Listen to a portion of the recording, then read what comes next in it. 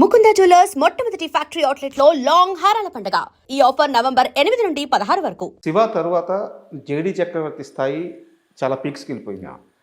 అయితే జేడి చక్రవర్తితో మీకు మాత్రం చాలా పర్సనల్గా కొన్ని అనుభవాలు ఉన్నాయి. ఇప్పుడు దాకా ఎవరికి చెప్పలేదు అని తెలిసింది. చెప్పంది ఏంటంటే జేడి తర్వాత నేటి సిద్ధార్థ కదా, నేటి సిద్ధార్థ చేస్తున్నాడు. మేమంతా ఒకే హోటల్లో ఉన్నాం చెన్నైలో. నేను ఏదో షూటింగ్కి వెళ్ళాను, వాడు నేటి సిద్ధార్థ దేనికి వచ్చాడు. అందరం ప్యాక్ ఆడుతున్నాం. ఓకే, ఎవరెవరు? మా బ్యాచ్ ఏదో, నా దగ్గర డబ్బులు లేవు. సరే ఎవరున్నాడు పక్కనంటే జేడీ ఉన్నాడు. వెళ్ళా, అరే ఇద్దరా జేడీ ఒక 500 కావాలి. 500 అంటే చాలా ఎక్కువ కదా. ఎక్కువ. నేను ఇవ్వనురా అన్నాడు. రే ఫస్ట్ మేకప్ వేసిందా నేను రా, నీకు చెప్పిందా నేను రా, నువ్వు బాగుంటావు అని చెప్పింది నేను రా, 500 ఇవ్వటానికి ఏమైందిరా, ఏదో ఇవ్వరా. ఆడు ఎంత పిసినాసాడు అంటే ఇప్పటికీ పిసినాసాడు. ఆడు జేడీ డబ్బులు తీయడు, అవసరం అనుకుంటే తీస్తాడు, లేదు తీయడు. నేను ఇవ్వను రా, చెప్తే మటుకు ఇవ్వాలా, ఏదరా ఇవ్వరా. మళ్ళీ నేను బొట్టు పెడితే అందరు పైకి వచ్చినా లేరా, నువ్వు అని చెప్పి మొత్తానికి 500 తీసుకున్నాను. ఇప్పుడు వరకు ఆడ 500 ఇవ్వలేదు. నాకు అప్పుడప్పుడు చూసినప్పుడల్లా గుర్తొస్తుంది, జేడీ గారికి 500 ఇవ్వాలి. మనం అడుగుతుంటాడా? మర్చిపోయాడు, ఇప్పుడు చూస్తే అడుగుతాడేమాడే. అది నా పర్సనల్. అంటే చెప్పలేం కానీ ఆ సిచ్యువేషన్ ఏంటంటే 500 గురించి వాడిని బతిమాలటం, ఆయన బ్లాక్మెయిల్ చేయటం. నేను మేకప్ చేశాను, బొట్టు పెట్టాను, నువ్వు కానీ నాకు ఇవ్వలేదు అనుకో మళ్ళీ బొట్టు చెడిపేస్తాను అంటే అట్లా బ్లాక్. ఇప్పుడు ఇవన్నీ మెమరీస్ ఇవన్నీ అంతే తప్ప అట్లా కొద్ది ఏడిపించేవాడిని అందరినీ. ఉత్తేజన ఏడిపించేవాడిని. వంశీవాడిని అయితే మాకు అప్పుడు ఏంటంటే ఒక లిస్ట్ ఉండేది. మార్నింగ్ ఏమేం కావాలి ఏంటి అనేది అసిస్టెంట్ డైరెక్టర్ లిస్ట్ ఇవ్వాలి. ఒకరోజు సడన్గా బ్లడ్ కావాలి, బ్లడ్ రాయలే వంశీ, గొడవ, నేను తేవాలి కదా, నువ్వు రాయలేదు నేను తేలేదు. అంటే ఇట్లాంటి మెమరీస్. సార్ శివ తరువాత నాగార్జున గారితో ఇంకా మీ ట్రావెలింగ్ అక్కడి నుంచి? నా ట్రావెలింగ్ అక్కడి నుంచి కాదు, అంటే నిన్నే పెళ్ళాడతా నుంచి ఇంకా ఫుల్ ప్రాజెక్ట్ కదా. సో ఈ ప్రయాణంలో ఎక్కడ మీ ఇద్దరు బాగా బాండింగ్ ఏర్పడింది మీ ఇద్దరికి? ఏ ఇన్సిడెంట్ కానీ, ఏ మూవీ అప్పుడు కానీ? ఇక నాగార్జున అంటే చంద్ర, చంద్ర అంటే నాగార్జున అనే ఒక పేరు పడిపోయిన ఆ మూమెంట్ ఏంటి? అంటే అన్నమయ్య చేసేటప్పుడు నిన్నే పెళ్ళాడితో పర్సనల్గా చేశాను. తర్వాత కేటీ కుంజమోహన్ గారి సినిమాకి పర్సనల్గా రమ్మన్నాడు.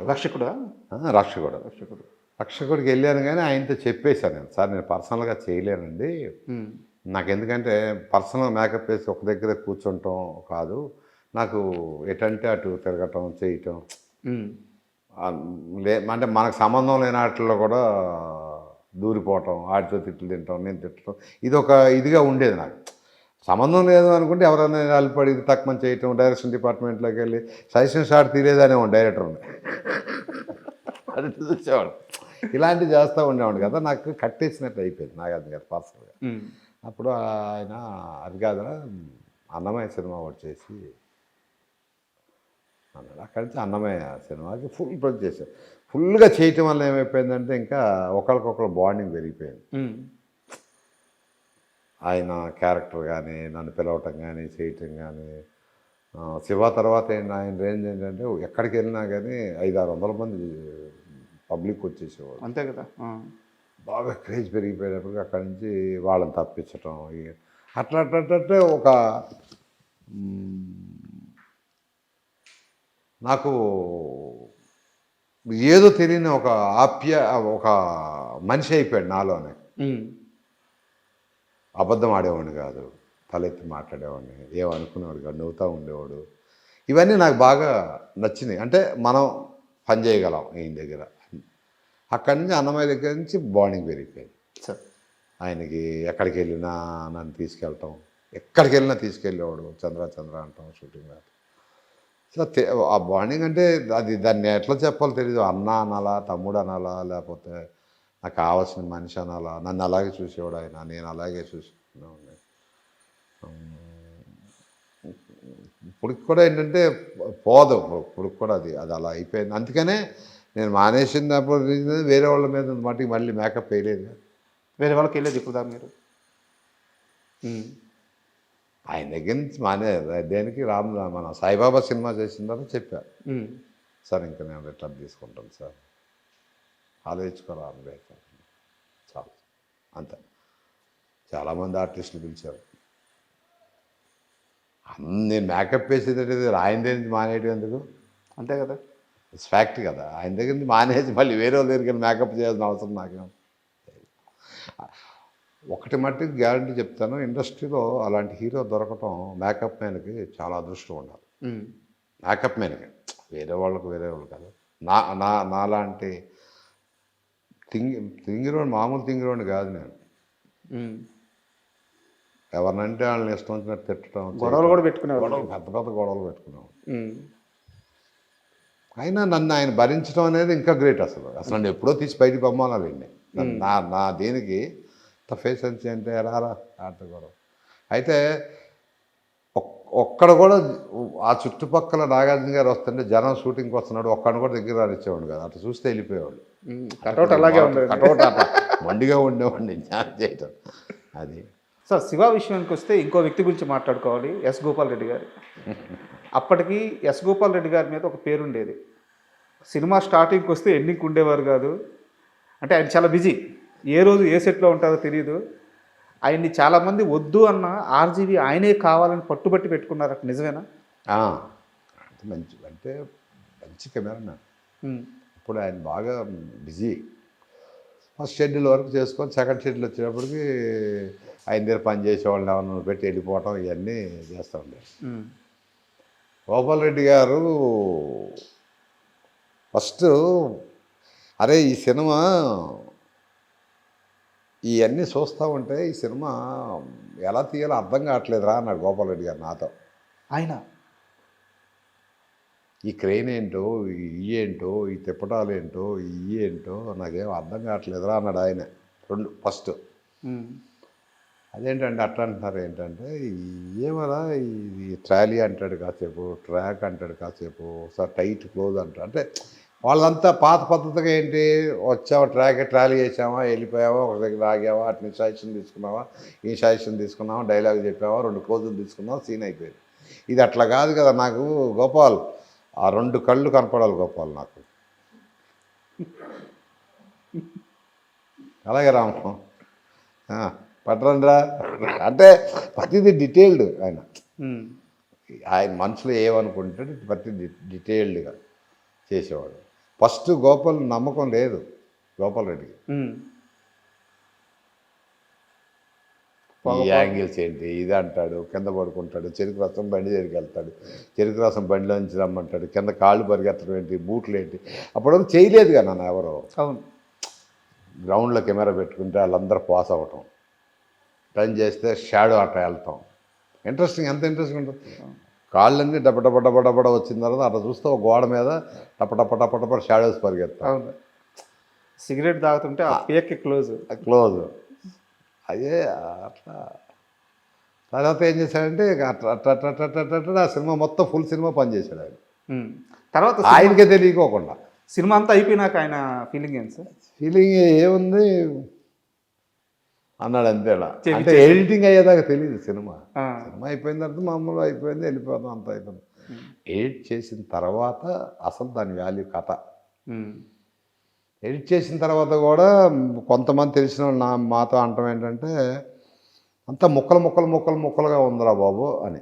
షార్ట్స్ ఎక్కువ ఉంటాయి. ముక్కలు అంటే సరే ఏం మొక్కలు. ఆ తర్వాత ఆర్ఆర్ పడింది. ఇళయరాజా గారు ఎప్పుడైతే ఆర్ఆర్ పడిందో కొద్ది ప్రాణం వచ్చింది. ఆ పరిగెత్తినప్పుడు షార్ట్స్ ప్రతిదానికి ఒక వాడి చేతిలో గన్ తీసుకుంటే గన్నుకు ఒక సౌండ్, చైన్కి ఒక సౌండ్, ఇక్కడి నుంచి పెడుతుంటే ఒక సౌండ్, టీ కప్పు తీసుకుంటే టీ కప్పు తీసేది ఒక సౌండ్. అంటే అప్పుడు ఫైట్ అంటే ఏముంది, ఒక సూట్ కేసు తీసుకొని కొట్టడమే కదా సౌండ్. అవును, అవన్నీ ఒరిజినల్గా ట్రాక్స్ అన్నీ మేము కొన్ని శివాకి రైల్వే ట్రాక్స్ ఉన్న సౌండ్ ఉంటే నాగరా పెట్టుకొని ఆ ట్రైన్ ట్రాక్ సౌండ్ తీసేవాళ్ళం. సినిమా మొత్తానికి ఆ సౌండింగ్స్ తీసుకున్నారంట ఆయన. సౌండింగ్ తీసుకునేవాళ్ళం. ఇళయరాజా గారి దగ్గరికి ట్రాక్ కోసం వెళ్ళేటప్పటికి ఆ, ఈ సౌండ్స్ అన్ని రెడీగా ఉన్నాయంట. నేను ఉండేవాడిని ప్రతిదీ హారన్ సౌండ్ కానీ కార్ సౌండ్ కానీ ఆ, ఆ సౌండ్ తీయనేవాడు. ఆ రైల్వే ట్రాక్ సీన్ ఉంది కదా, ఉమ్, సీన్ ఉన్నప్పుడు వెనక ట్రైన్ వచ్చేదానికి గేటు టైం పడుతుందని చెప్తే సైలెన్స్ రాని చేసి సైలెన్స్ పక్కన సౌండ్ తీసుకున్నాడు. అమలా గారి కిడ్నాప్ సీన్ అది. సినిమా ఆ సైలెన్స్లో నుంచి పొగ వస్తుంది సార్, దాన్ని కూడా రికార్డ్ చేసేవాళ్ళు. బా. అయ్యా అంటే ఎక్కడ వాడతాడు ఏంటి అనే సంగతి కాదు, ఏదైనా సరే గేర్ వేసేది డీటెయిల్డ్గా ఉంటుంది సినిమా అంతా శివ. ఇంకా ఇప్పుడైతే ఇంకా అదిరిపోద్ది ఇప్పుడు, ఎందుకంటే ఈ ట్రాక్ చేసేటప్పటికి రేపు 14వ తారీఖు అసలు మామూలు బీభత్సంగా ఉంటుంది, మామూలు బీభత్సంగా ఉంటుంది సినిమా. 14 నైట్ నేను కూడా చూడాలి ఇప్పుడు అది, దాని అప్పటికి ఇప్పుడు ఇంకేం చేయాలి. సో వెళ్తున్నారా మీరు? తప్ప వెళ్ళకుంటాడంట. మీ టీం ఏమన్నా టీం ఎవరు చెప్పలేదు కానీ అలాగే తప్పలేదు. సో ఫైనల్గా ఈ జనరేషన్కి శివ సినిమా గురించి ఏం చెప్తారు? ఇప్పుడున్న ఈ జనరేషన్ శివ సినిమా ఈ జనరేషన్ అందరూ చూడాల్సిన సినిమా.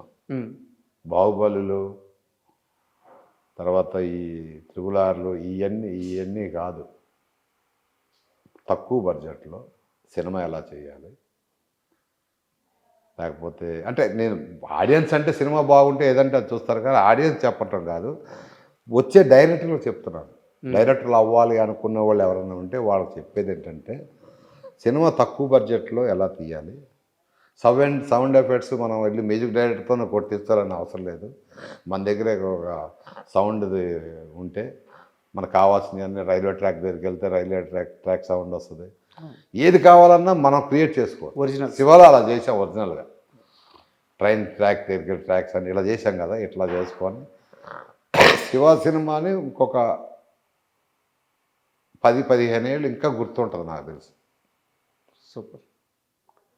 ఇప్పుడు 35 అంటున్నారు కదా, ఇంకొక 10-15 సంవత్సరాలు ఈ జనరేషన్ కూడా వచ్చే జనరేషన్ చెప్తారు ఉమ్, మా టైంలో శివ సినిమా అంతకుముందు మా నాన్న చూశాడు, ఇప్పుడు మేము చూసాం, ఇప్పుడు మీరు చూడండి రా. సో ఈ లెగసీ ఇంకా అలా కంటిన్యూ అయ్యేది. లైక్ అవుద్ది, నాకు తెలిసి అవుద్ది. ఉమ్.